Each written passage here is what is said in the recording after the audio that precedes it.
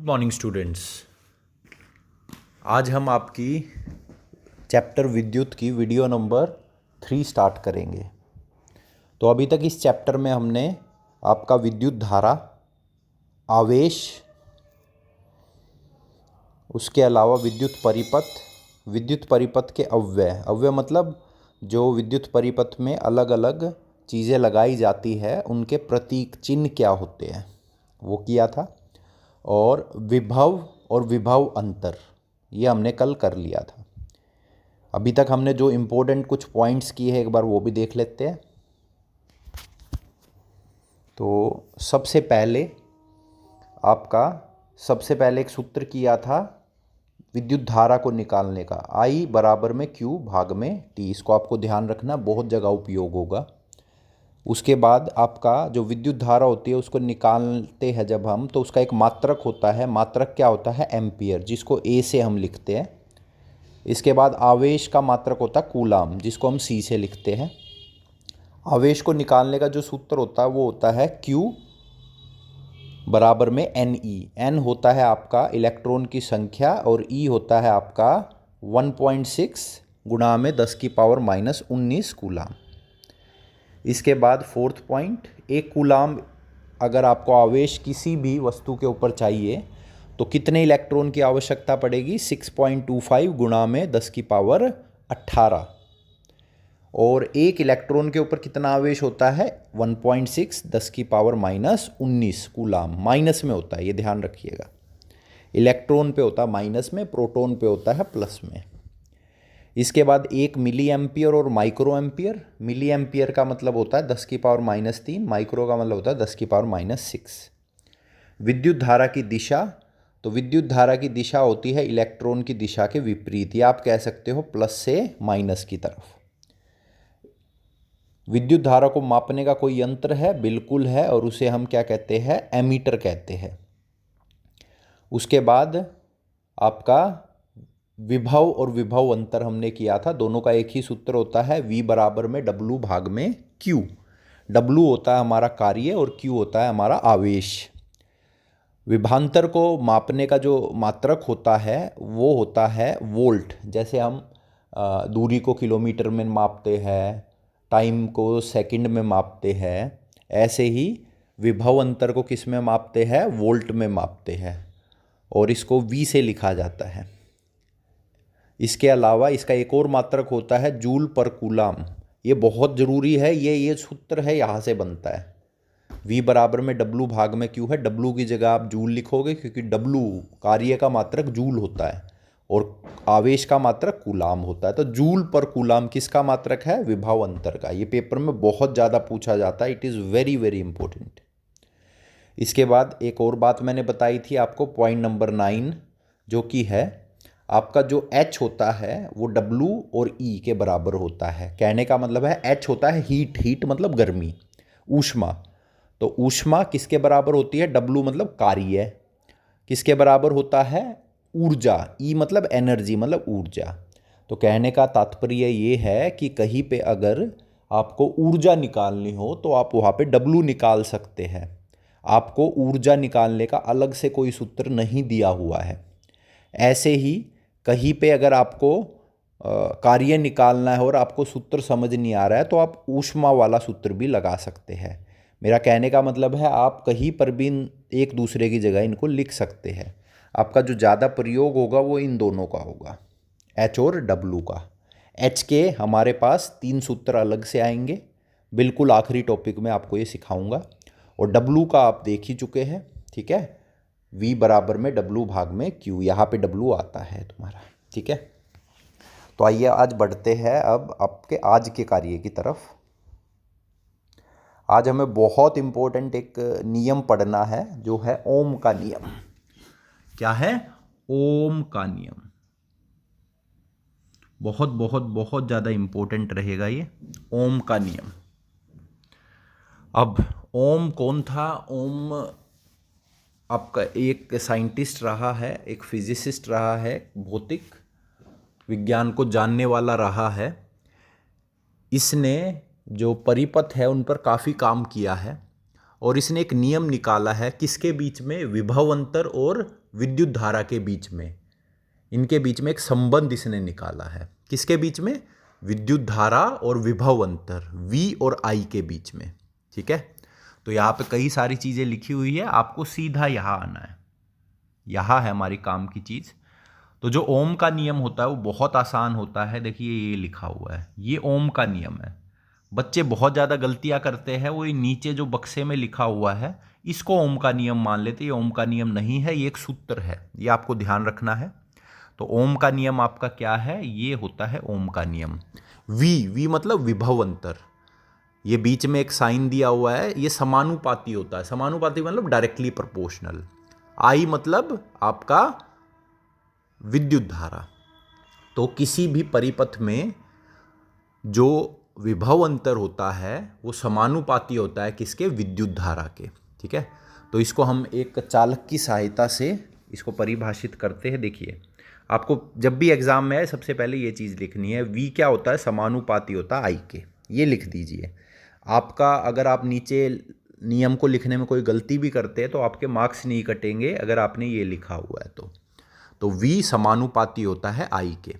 तो ओम के नियम के अनुसार चालक के सिरों के बीच, सिरों मतलब कोनों के बीच, चालक के कोनों के बीच विभव अंतर उसमें बहने वाली विद्युत धारा के समानुपाती होता है। बहुत आसान सा नियम है। क्या है, चालक के सिरों के बीच, अगर सिरों आपसे नहीं लिखा जाता आप कोने लिख सकते हो, चालक के कोनों के बीच विभव अंतर उसमें बहने वाली विद्युत धारा के समानुपाती होता है।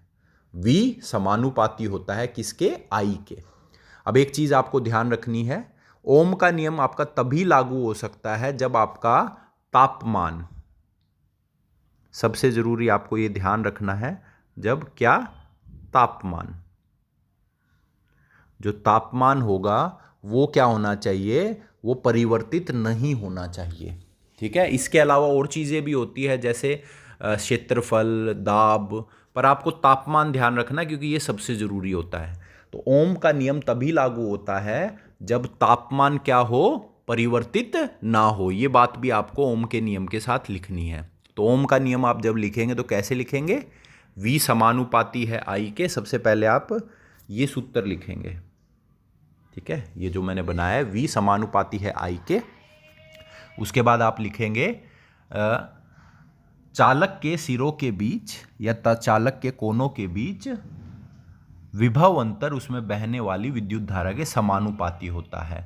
और एक चीज और लिखनी है आपको साथ में, ओम के नियम, या आप लिखोगे कि आपका जो तापमान है वो परिवर्तित नहीं होना चाहिए। तो आप ये बात ध्यान रखनी है, तापमान परिवर्तित नहीं होना चाहिए, ये बात भी आपको साथ में लिखनी है ओम के नियम के साथ।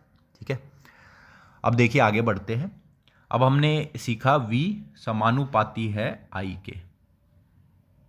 अब स्टूडेंट्स मैंने आपको पहले भी बताया है, समानुपाती, इसको जब भी हम हटाते हैं तो वहाँ पे इक्वल टू का आपका चिन्ह आ जाता है। इक्वल टू मतलब बराबर का, इस तरह से,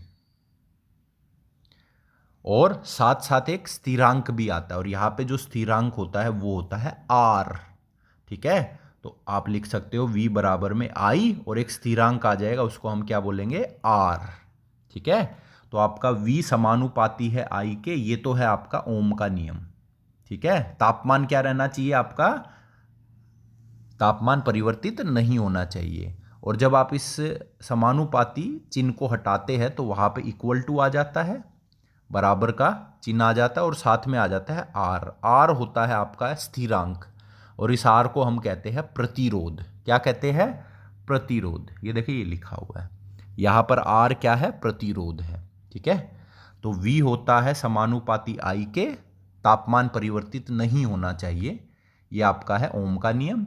और यहाँ से जो सूत्र बनता है, सूत्र वो ये है। तो अगर किसी अंकिक सवाल में, न्यूमेरिकल में कोई सवाल आता तो वहाँ पे आपको इस सूत्र का उपयोग करना है, ये ध्यान रखना है आपको। किसका उपयोग करेंगे, इस सूत्र का उपयोग करेंगे, V बराबर में IR। तो कुछ बच्चे V बराबर में IR को ओम का नियम लिख देते हैं, जो कि गलत है। ओम का नियम आपका ये होता है, आपको ध्यान रखना है। ठीक है, तो अब चलते हैं अगली बात की तरफ। ये जो आर होता है प्रतिरोध, ये क्या होता है, ये बहुत ज़रूरी है आपका। तो एक बार सबसे पहले इसको हम देख लेते हैं। देखिए, तो ये बीच का जो थोड़ा सा हिस्सा ये बाद में करेंगे, पहले प्रतिरोध को एक बार देखते हैं, ठीक है। तो बात करते हैं प्रतिरोध की, बहुत ज़रूरी है ये आगे जाके। तो प्रतिरोध देखो नाम में ही लिखा है प्रति मतलब अगेंस्ट किसी चीज़ को, रोध मतलब रोकना। तो प्रतिरोध आपके किसी भी चालक की एक क्षमता होती है अपने अंदर से गुजरने वाले, अपने अंदर से बहने वाले विद्युत धारा को रोकने की क्षमता।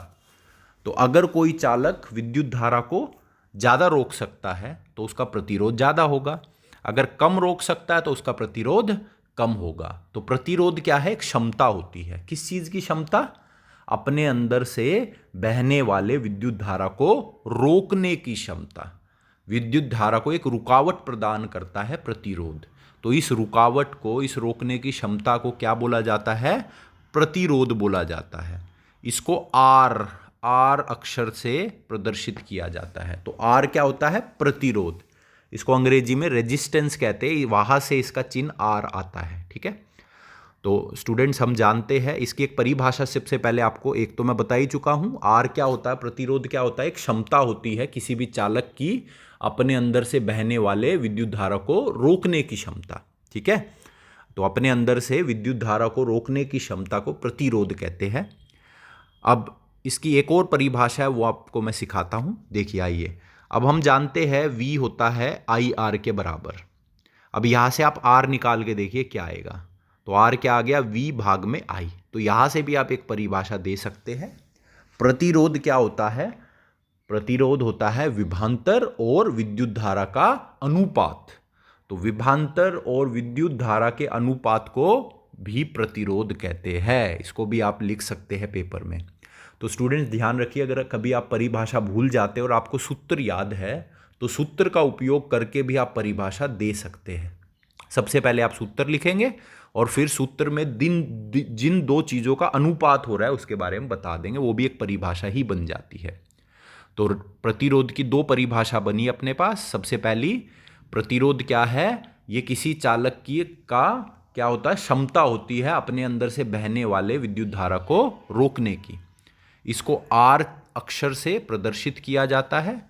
इसको किस सूत्र से निकाला जाता है, तो ये होता है सूत्र V बराबर में आई आर। आप पहले लिखेंगे, वहां से R बना लेंगे, R बन जाएगा V भाग में I। तो दूसरी परिभाषा आप यहां से दे सकते हैं।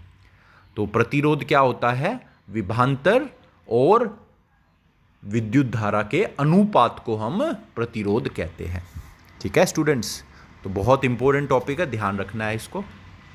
इसके बाद बारी आती है प्रतिरोध का मात्रक। मात्रक, क्योंकि कोई भी आप अंकिक सवाल करते तो वहाँ पे आपको मात्रक लिखना होता है। तो मात्रक इसका एक तो आप यहीं से बना सकते हैं। देखो R किसके बराबर है, V भाग में I। तो V का जो मात्रक होता है वो होता है वोल्ट, जिसको हम V से लिखते हैं भाग में।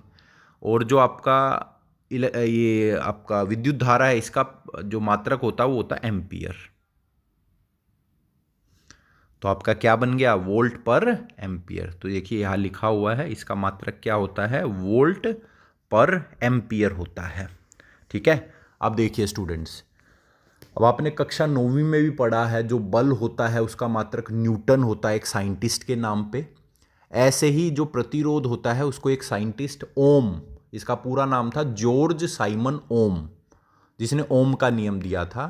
तो जब इसने ओम का नियम दिया था तो वहाँ पे इसने प्रतिरोध के बारे में बताया था। तो ये पहला शख्स था, ये पहला इंसान था जिसने प्रतिरोध के बारे में बताया था। इसी कारण जो प्रतिरोध होता है उसका मात्रक वोल्ट पर एम्पियर के अलावा एक और होता है जिसे हम कहते हैं ओम।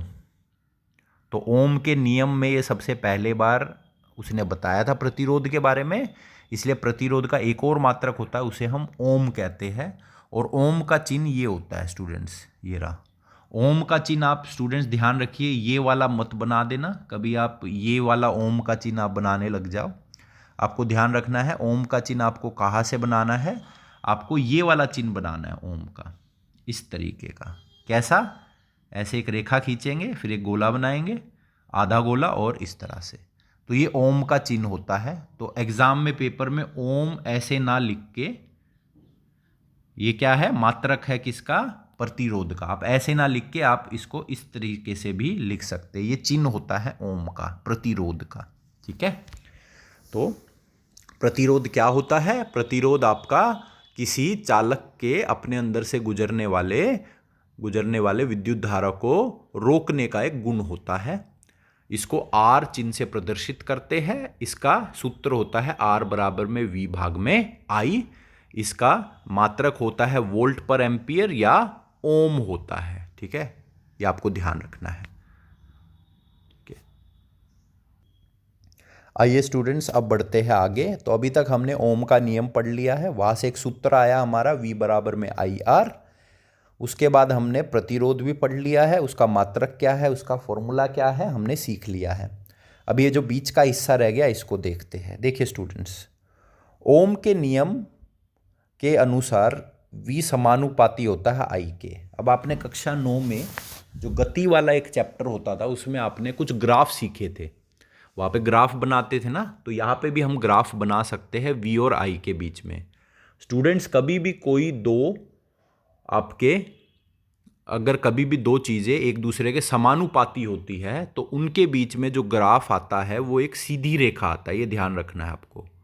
तो जो ओम का नियम होता है, अगर कोई भी पदार्थ या कोई भी आपका चालक ओम का नियम को इस्तेमाल कर रहा है तो वहाँ पे जो ग्राफ बनेगा वो कैसा बनेगा? सीधी रेखा। तो ओम का नियम का ग्राफ कैसा होता है? सीधी रेखा होती है, आपको ध्यान रखना है। ठीक है, अब देखिए कैसे बनाया जाता है, तो यहाँ पे दिखाया गया है, ये देखिए। तो इस तरह से कुछ ये बनता है। तो आप सबसे पहले x और y आपके अक्ष लेंगे इस तरीके से, और जो x वाला अक्ष होता है उस पर आप विद्युत धारा को दिखाएंगे। ठीक है, और जो y वाला अक्ष होता है उस पर आप क्या दिखाओगे? विभवांतर दिखाओगे। ठीक है, तो विद्युत धारा यहाँ पे a लिखा हुआ है तो a की जगह आप I लिखोगे। ठीक है, गलती से ये a लिखा हुआ है, I आएगा, और विभवांतर पे v आएगा। v तो लिखा ही हुआ है, गलत नहीं लिखा है, वो ठीक है। तो v और I के बीच में ग्राफ कैसा बनता है? सीधी रेखा बनती है। तो ये चीज़ें आपको लिखने की आवश्यकता नहीं है पेपर में। ठीक है, ये जो वैल्यू लिखी हुई है रीडिंग, आप बस क्या आप करोगे, किस तरीके से आप बनाओगे इसको मैं दिखा देता हूँ आपको। इस तरह से अक्ष लेने हैं, ये x हो जाएगा, यहाँ पे I आएगा और यहाँ पे आपका v आएगा, और एक आप सीधी रेखा इस तरीके से दिखा देंगे। ठीक है, तो ओम का नियम कभी भी आपको पेपर में आता है तो साथ में ये ग्राफ पूछ लिया जाता है। तो v समानुपाती होता है I के जब आपका तापमान परिवर्तित नहीं होता, उस वक्त होता है ये। और इसका ग्राफ कैसा आता है? सीधी रेखा आती है, ये आपको ध्यान रखना है। ठीक है स्टूडेंट्स, आइए अब बढ़ते हैं आपका। कई बार बच्चा कहता है सर ये एक डायग्राम है, तो स्टूडेंट्स ये डायग्राम वो डायग्राम है जो ओम ने इस्तेमाल किया था ओम का नियम देते वक्त। तो ज़्यादा कुछ नहीं है, एक परिपथ उसने बनाया हुआ है। तो यहाँ पे उसने एक बैटरी ली थी, एक कुंजी ली हुई है, कुंजी को आप कहीं भी लगा सकते हो। ठीक है, इसके बाद एक एमीटर लिया था विद्युत धारा को मापने के लिए, फिर एक प्रतिरोध, ये प्रतिरोध उसने दिखाया हुआ है क्योंकि उसके नियम में प्रतिरोध आता है। और प्रतिरोध के देखिए यहाँ पे उसने प्रतिरोध के ऊपर एक वोल्ट मीटर लगाया हुआ। वोल्ट मीटर आपको मैंने पहले ही बताया था, विभवांतर को मापने वाला एक यंत्र होता है। तो इसको हमेशा लगाया जाता है पार्श्व क्रम में। पार्श्व क्रम का मतलब होता है जैसे बाइक पे हम बैठते हैं ना, दोनों पैरों को अलग अलग उसमें रख के, एक पैर को राइट में रखते हैं, एक को लेफ्ट में, ऐसे ही इसको लगाया जाता है किसी भी चीज़ के ऊपर। ये ध्यान रखिएगा, वोल्ट मीटर को हमेशा पार्श्व क्रम में लगाते हैं, और एमीटर को कैसे लगाते हैं? श्रेणी क्रम में, मतलब सीधी रेखा में साथ साथ लगा देते हैं। ये आपको ध्यान होना चाहिए, ये आगे भी इस्तेमाल होगा अपना। ठीक है, आइए स्टूडेंट्स अब बढ़ते हैं आगे। अब यहाँ पे 2-3 परिभाषाएं दी है। सबसे पहले दी है ओमीय परिपथ। ओमीय नाम में ही दिखा है, ओमीय परिपथ मतलब एक ऐसा परिपथ जो ओम के नियम का पालन करता है। तो जो परिपथ ओम के नियम का पालन करते हैं उन्हें ओमीय परिपथ कहते हैं। इनके लिए जो VI ग्राफ आता है उसमें कैसी रेखा बनती है? सीधी रेखा बनती है। ठीक है, ये आपको ध्यान रखना है। अब ओम के नियम का पालन कौन करते हैं? चालक करते हैं।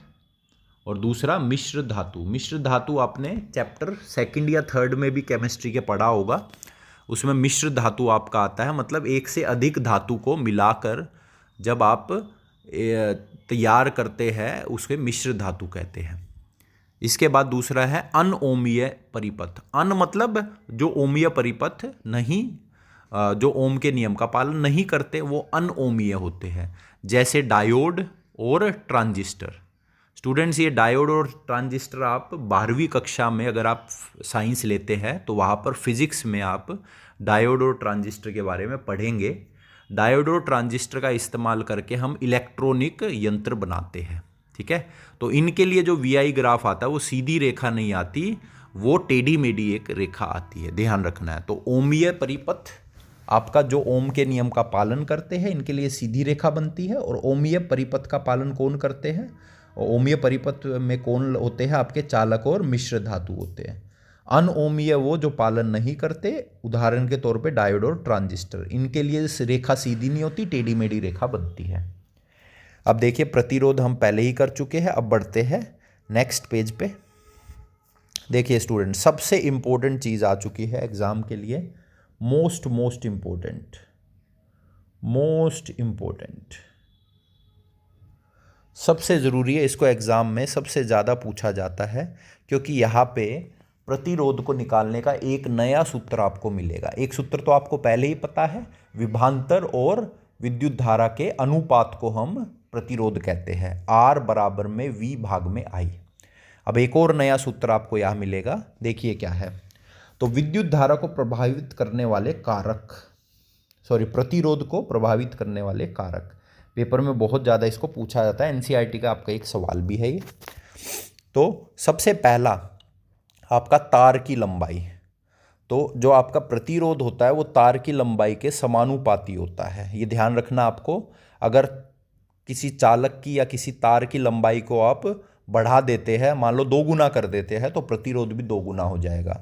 अगर आप लंबाई को आधा कर देते हैं तो प्रतिरोध भी आधा हो जाएगा। तो आप बस ये चीज़ ध्यान रखिएगा, आर क्या होता है? समानुपाती होता है एल के, समानुपाती। दूसरा होता है तार के क्षेत्रफल पर, जो तार का क्षेत्रफल होता है उसके व्युत्क्रमानुपाती होता है। क्या होता है? व्युत्क्रमानुपाती। तो व्युत्क्रमानुपाती का मतलब आपको पता ही है, इनडायरेक्टली प्रोपोर्शनल, इस तरीके से इसको लिखा जाता है। तो सबसे पहला आर जो होता है वो समानुपाती होता है एल के, आर जो होता है वो व्युत्क्रमानुपाती होता है क्षेत्रफल मतलब एरिया के। अगर क्षेत्रफल को आप बढ़ाएंगे तो आपका प्रतिरोध घट जाएगा, ऐसे ही क्षेत्रफल को घटाएंगे तो प्रतिरोध बढ़ जाएगा। अब तीसरा होता है तार के पदार्थ पर।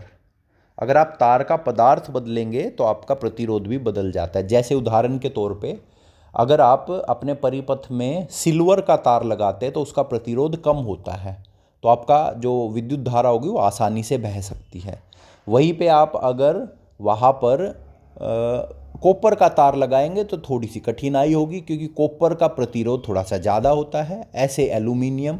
उसी के तरह अगर आप लोग किसी और वस्तु का, पदार्थ का तार लगाते तो उसका प्रतिरोध भी अलग आएगा। तो ध्यान रखना है, आपका परिपथ में जो तार लगा होता है उसका जो पदार्थ होता है उस पर भी प्रतिरोध निर्भर करता है। तो पदार्थ के जो तार का जो पदार्थ होता है उस पर भी ये निर्भर करता है, अलग अलग होता है। और एक चौथा पॉइंट भी इसमें आता है स्टूडेंट्स, वो होता है, इसमें लिखा नहीं हुआ है, वो होता है चौथा पॉइंट, तापमान। क्या होता है? तापमान। और जो आपका प्रतिरोध होता है वो समानुपाती होता है तापमान। तापमान को टी से, कैपिटल टी से बेटा लिखा जाता है, समानुपाती होता है तापमान के। टी मतलब टेम्परेचर, ठीक है। ये चौथा पॉइंट भी आप इसमें अपना ऐड कर सकते हैं, मैंने नोट्स में ये डाला हुआ, क्वेश्चन आंसर जो डिस्कस किए उसमें डाला हुआ है, ठीक है। तो यहाँ से हमने 3 पॉइंट सीख लिए, 4 पॉइंट एक्चुअली में, 3 लिखे हुए, चौथा मैंने आपको बता दिया। सबसे पहला, प्रतिरोध किस पे निर्भर करता है? लंबाई पर, तार की लंबाई के समानुपाती होता है। दूसरा, तार का जो क्षेत्रफल होता है उसके व्युत्क्रमानुपाती होता है। और तीसरा, तार के पदार्थ पर ये निर्भर करता है। इसमें आपको और कुछ चीज़ लिखने की जरूरत नहीं, आप सीधा लिखेंगे तार के पदार्थ पर। और चौथा, जो प्रतिरोध होता है वो किसके समानुपाती होता है? तापमान के, ठीक है। 4 पॉइंट आपको याद रखने हैं। अब आइए बढ़ते हैं, वो जो नया सूत्र मैं कह रहा था जो आएगा वो। तो अभी हमने स्टूडेंट सीखा, जो आर है वो समानुपाती होता है एल के, व्युत्क्रमानुपाती होता है ए के। अब जब इन दोनों को आप जोड़ देंगे तो देखो, जोड़ने के बाद ये कुछ ऐसा बनेगा। आर समानुपाती है एल के, व्युत्क्रमानुपाती है ए के। और जब इस समानुपाती वाले चिन्ह को हम हटाते हैं तो वहाँ पे इक्वल टू आता है और साथ में आता है एक चिन्ह। ये चिन्ह कुछ ऐसा होता है, इस तरीके का ये चिन्ह होता है। कैसा? कुछ ऐसा, ऐसा चिन्ह होता है, पी जैसा दिखेगा आपको, स्टाइल में पी बनाया हुआ है, ठीक है, कुछ ऐसा। तो इसको हम कहते हैं प्रतिरोधकता, ठीक है, प्रतिरोधकता, ठीक है। तो स्टूडेंट्स जो आर होता है वो किसके बराबर आता है? प्रतिरोधकता एल भाग में ए। अब जो ये प्रतिरोधकता होती है इसको हम अंग्रेजी में रो कहते हैं, रो भी कहते हैं, रो, आ रे और आ और ओ की मात्रा रो, रो भी बोला जाता है। इसको बोलने में आपको आसानी हो इसलिए। रो का मतलब प्रतिरोधकता, ठीक है। देखो ये यहाँ पे मैंने लिखा हुआ है। तो आर किसके बराबर होता है? रो एल भाग में ए। रो मतलब प्रतिरोधकता का चिन्ह आपको वहां लगाना है। अब प्रतिरोधकता क्या है, अब ये देखते हैं। अब सबसे पहले तो देखते हैं प्रतिरोधकता का एसआई मात्रक क्या होता है। प्रतिरोधकता तो अभी अभी हमने सीखा, जो आर का नया सूत्र है वो क्या होता है? रो एल भाग में ए। अब यहाँ से स्टूडेंट्स अगर आपको रो प्रतिरोधकता का मात्रक निकालना तो कैसे निकालेंगे? सबसे पहले आप रो निकाल लीजिए। रो क्या बनेगा? आर ए भाग में एल, ये बन जाएगा, ठीक है। अब आपको क्या करना है? अब आपको जो मात्रक है वो लिख देने हैं सबके। तो आपका जो प्रतिरोधक होता है उसका मात्रक क्या होता है? ओम होता है। तो ओम मैं बना देता हूँ यहाँ। जो क्षेत्रफल होता है उसका मात्रक क्या होता है? मीटर स्क्वायर होता है, ये आपको अच्छे से पता है। और नीचे जो लंबाई होती है उसका मात्रक होता है मीटर। तो 1 मीटर से 1 मीटर हमारा कट जाता है, तो हमारा क्या रह जाता है? ओम गुणा में मीटर। तो आपका जो प्रतिरोधकता होती है उसका मात्रक क्या आता है? ओम, और साथ में आप क्या लिख देंगे? मीटर। ये पेपर में बहुत ज़्यादा पूछा जाता है, प्रतिरोधकता का मात्रक क्या होता है आप बताइए, ठीक है। तो ये आपको ध्यान रखना है, ओम मीटर इसका मात्रक होता है। अब प्रतिरोधकता होती क्या है? स्टूडेंट्स ज़्यादा चिंता करने की ज़रूरत नहीं है। प्रतिरोधकता आपका एक, अगर आप एक तार लेते हैं स्टूडेंट्स जिसकी लंबाई 1 मीटर है, क्या है? 1 मीटर, और जिसका क्षेत्रफल है 1 मीटर स्क्वायर। तो अगर किसी तार की लंबाई 1 मीटर है और क्षेत्रफल 1 मीटर स्क्वायर है, तो उस तार का जो भी आपका प्रतिरोध आएगा वही उसकी प्रतिरोधकता कहलाती है। तो प्रतिरोधकता आपके किसी तार का प्रतिरोध को ही कहते हैं। पर वो तार कैसा होना चाहिए? उसकी लंबाई 1 मीटर और उसका जो क्षेत्रफल है वो 1 मीटर स्क्वायर होना चाहिए। तो लंबाई और क्षेत्रफल जब दोनों एक एक होते हैं उस टाइम पे जो आपकी प्रतिरोधकता होती है वो क्या होती है? प्रतिरोध के बराबर होती है। आपको ध्यान रखना है। इसी से आप इसको परिभाषित भी कर सकते हैं। तो प्रतिरोधकता क्या है? प्रतिरोधकता उस तार का प्रतिरोध है जिस तार की लंबाई 1 मीटर है और क्षेत्रफल 1 मीटर स्क्वायर है। ये आपको ध्यान रखना है। आइए स्टूडेंट्स अब देखते हैं यहाँ पर क्या लिखा है। प्रतिरोधकता किसी पदार्थ का अभिलाक्षणिक गुण होता है। तो अभिलाक्षणिक गुण मतलब अगर आप पदार्थ को बदलोगे तो प्रतिरोधकता भी बदल जाती है। ये मैंने आपको पहले ही बताया। यहाँ पे मात्रक लिखा हुआ है, मात्रक होता है ओम मीटर। तो यहाँ पे इतनी ही काम की बात है जो आपको ध्यान रखनी है। तो प्रतिरोधकता के बारे में आपको ध्यान रखना है। सबसे पहले तो ये कहाँ दिखा आपको? सूत्र में दिखा, प्रतिरोध के सूत्र में। तो रो एल भाग में ए। तो ये चीज़ क्या होती है? ये होती है प्रतिरोधकता। ये आर क्या होता है? प्रतिरोध। एल क्या होती है? लंबाई। ए क्या होता है? आपका क्षेत्रफल। और प्रतिरोधकता क्या होता है? एक अभिलाक्षणिक गुण होता है। अगर इसको परिभाषित करना है तो प्रतिरोधकता आपके किसी चालक का प्रतिरोध होता है जब चालक की लंबाई 1 मीटर हो और क्षेत्रफल 1 मीटर स्क्वायर हो। ये इसकी परिभाषा होती है जो बुक में नहीं दी होती, ठीक है। इस तरीके से आप इसको परिभाषित कर सकते हैं, ठीक है। तो आइए स्टूडेंट्स एक बार जल्दी सी रिकैप कर लेते हैं आज हमने क्या किया है, जल्दी सी। आज बहुत इंपॉर्टेंट चीज़ें हमने की। सबसे पहले तो ओम का नियम किया। ओम का नियम, आपको बहुत सारी चीज़ें यहाँ लिखी हुई है, ये आपको लिखने की आवश्यकता नहीं है, कुछ भी लिखने की आवश्यकता नहीं है। ध्यान रखना है, आपको सीधा यहाँ आना है। ओम का नियम क्या होता है? ओम का नियम कहता है किसी चालक के कोनों के बीच विभवांतर और धारा एक दूसरे के समानुपाती होती है जब तापमान परिवर्तित नहीं होता है। ये ध्यान रखना है, तापमान परिवर्तित नहीं होना चाहिए। यहाँ से एक सूत्र मिलता है हमें, V बराबर में आई आर। आर क्या होता है? प्रतिरोध होता है। इसके बाद हमने इसका ग्राफ देखा। जो ग्राफ होता है वो बनता है सीधी रेखा, V और I के बीच में, V और I के बीच में ग्राफ बनता है सीधी रेखा। इसके बाद हमने देखा स्टूडेंट्स ओम, ओमीय परिपथ और अनओमीय परिपथ। ये आपको मैं बता चुका हूँ। जो ओम के नियम का पालन करे और जो नहीं पालन करते हैं उनको हम ये कहते हैं। इसके बाद प्रतिरोध। प्रतिरोध आपके किसी भी चालक की क्षमता होती है अपने अंदर से बहने वाले विद्युत धारा को रोकने की क्षमता को हम प्रतिरोध कहते हैं। इसका एक और तरीका है, V बराबर में आई आर से आप R का एक सूत्र बना सकते हैं, R बराबर में V भाग में I। तो यहाँ से भी आप प्रतिरोध को परिभाषित कर सकते हैं। प्रतिरोध क्या होता है?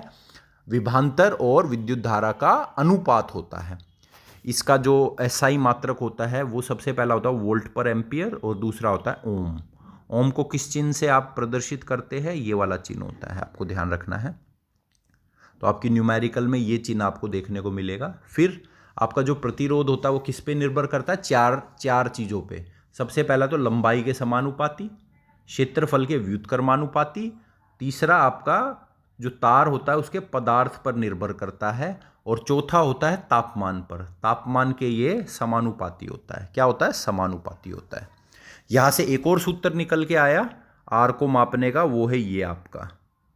आर किसके बराबर होता है? आर बराबर होता है प्रतिरोधकता गुणा में एल भाग में ए। ठीक है, तो रो एल भाग में ए होता है। ठीक है, ये क्या होता है? प्रतिरोधकता होती है। अब प्रतिरोधकता क्या है मैंने आपको बता दिया है। प्रतिरोधकता आपके उस चालक का प्रतिरोध होता है जिसकी लंबाई 1 मीटर और क्षेत्रफल 1 मीटर स्क्वायर होता है। प्रतिरोधकता क्या होती है? किसी पदार्थ का अभिलाक्षणिक गुण है, पदार्थ को बदलोगे तो प्रतिरोधकता भी बदल जाएगी। इसका मात्रक पेपर में बहुत ज़्यादा पूछा जाता है, ओम मीटर। इसको आपको ध्यान रखना है बिल्कुल। इसको पेपर में सबसे ज़्यादा पूछा गया। ओम मीटर किसका मात्रक है? प्रतिरोधकता का मात्रक है। ठीक है स्टूडेंट्स, तो आज के लिए इतना ही रखते हैं। कल आपका हम जो आपके प्रतिरोध होते हैं उनको हम आपस में जोड़ते हैं, तो किस तरीके से जोड़ सकते हैं। कोई भी स्टूडेंट्स यंत्र होता है, कोई भी चालक होता है, सबके पास प्रतिरोध होता है। तो ये जब आप अलग अलग यंत्रों को एक साथ जोड़ते हैं, जैसे हम घरों में जोड़ते हैं, टीवी, पंखा, फैन होते हैं, टीवी होता, पंखा होता है, आपकी फ्रिज होता है, इनको जब जोड़ते हैं तो ये भी प्रतिरोध क्या करते हैं? उत्पन्न करते हैं। तो ये जो प्रतिरोध होता है, इनको चीज़ों को कैसे आप आपस में जोड़ोगे? तो इसके दो तरीके होते हैं, श्रेणी क्रम और दूसरा होता है पार्श्व क्रम। तो कल हम इसको करेंगे। इस पे एग्जाम में काफ़ी क्वेश्चंस पूछे जाते हैं। आज के लिए इतना ही रखते हैं, कल की वीडियो में हम आगे का काम करेंगे। Thank you.